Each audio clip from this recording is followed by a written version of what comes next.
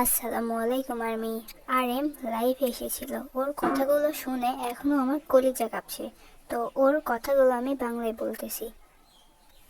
আমি লাইভ করছি বলে কথাবার্তায় খুব সাবধান থাকি, কিন্তু যদি কোনো কিছু ঘটে সেটা আমি এড়িয়ে যাওয়ার মানুষ নেই। যতটুকু বলতে পারি সেটা বলার জন্য ভালো।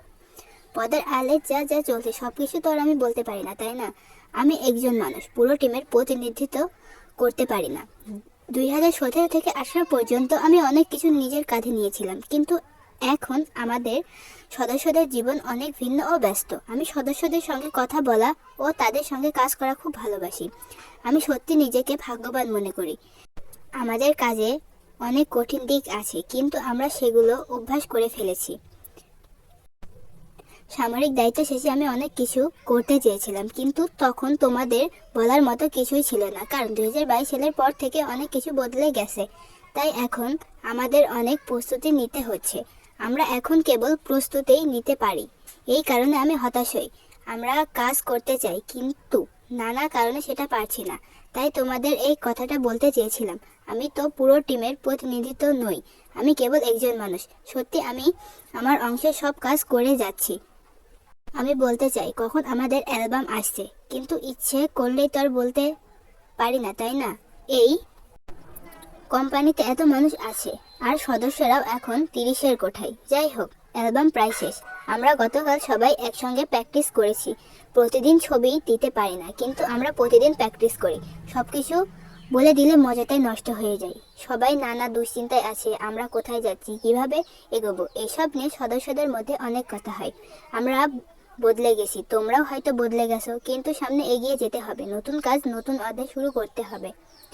আজ আমরা একসঙ্গে শ্যুট করছিলাম। আমি খুব ক্লান্ত ছিলাম, চুপচাপ বসেছিলাম। হবি আর অন্যরা খুব মজা করছিল। এই সব কিছু তোমাদের দেখাতে চাই শীঘ্রই। অনেকেই হতাশ, আমরাও হতাশ, এটা আমি বুঝি। লাইভ দেখছো যারা, তারাও অনেক কিছু দেখতে চাই। এই দিনগুলোর আমি ডায়েরি লিখছি, একজন মানুষ হিসেবে যতটুকু পারি সেই লেখাগুলো কোনো এক সময় তোমাদের দেখাতে চাই। আমি অনেক বেশি ভাবি, কিন্তু সদস্যরা আমাকে ভারসাম্য দেয়, আমাকে আরো ভালো মানুষ বানায়। আমি যেভাবে কথা বলি না কেন, কিন্তু মানুষ আমাকে যা ইচ্ছে বলে অপছন্দ করবেই। তবুও যতটুকু বলা যায়। আচ্ছা, আমার হাত ঠান্ডা হয়ে গেছে। যাই হোক, আমরা একসঙ্গে প্রস্তুতি নিচ্ছি। এখনকার যুগের প্ল্যাটফর্মে মানিয়ে নেওয়া, নতুনভাবে এগিয়ে যাওয়ার পথ খুঁজে বের করা, এই নিয়ে আমি অনেক ভাবছি। ব্যক্তিগতভাবে আমার বয়স এখন 32। সামরিক দায়িত্বের পর নতুন চ্যালেঞ্জ নেওয়া আগের থেকে অনেক কঠিন লাগে। তবুও প্র্যাকটিস করতে করতে অনেক কিছু শিখছি। একা প্র্যাকটিস করি, সদস্যদের সঙ্গে প্র্যাকটিস করি।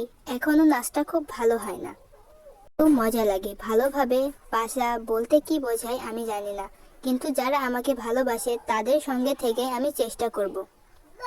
আমরা যদি ভালো করতে পারি, এখন যারা হতাশ তারাও হয়তো আবার ফিরে আসবে। আমি অন্য সদস্যদের খুঁজে বের করার পরিকল্পনা করছি না।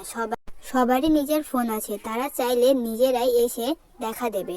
এটা আমার ব্যক্তিগত লাইফ, তাই আমি আমার কথাই বলছি।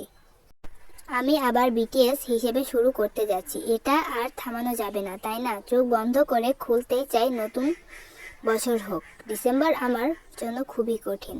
আমি তোমাদের ভালোবাসি বলা সহজ, কিন্তু সত্যিকারের ভালোবাসা মানে কাউকে সত্যিকারভাবে জানা, তার ভিতরের বিষয়গুলো উপলব্ধি করা। আমি কোনো সাধারণ মানুষ বা জিনিস নই, কিন্তু কিছু লোক বলে আমি নাকি স্মার্ট দেখতে চাই, কিন্তু আমি নিজেকে তেমন মনে করি না।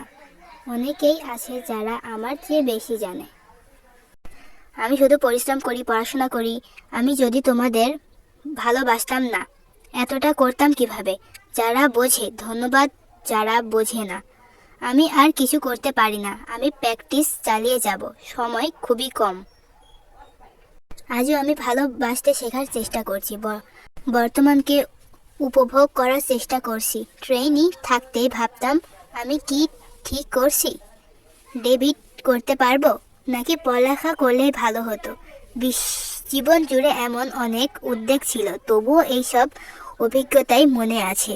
আমি তাই বর্তমানে বাঁচতে চাই। নামজুম সবসময় তার কথা ভাগ্য নয় এবং দায়িত্ববোধে এক অন্যান্য ব্যক্তিত্বের আজ তিনি অনেক গভীর অনুভূতিগুলো আমাদের সাথে ভোগ করে চেয়েছিলেন। এই জন্য প্রতিবাদ আমিও নতুন করে স্ট্রং হওয়ার সুযোগ পাই। ধন্যবাদ আপনাকে। তো আমি RM লাইফে এই কথাগুলোই বলেছিল। তো তোমরা ততক্ষণ ভালো থাকো আর নতুন ভিডিও পেতে চ্যানেলটিকে সাবস্ক্রাইব করো আর সুন্দর একটি কমেন্ট করো RM এর জন্য। আর তোমরা BTSকে কতটুকু ভালোবাসো সেটা কমেন্ট করে বলো। আল্লাহ হাফিজ।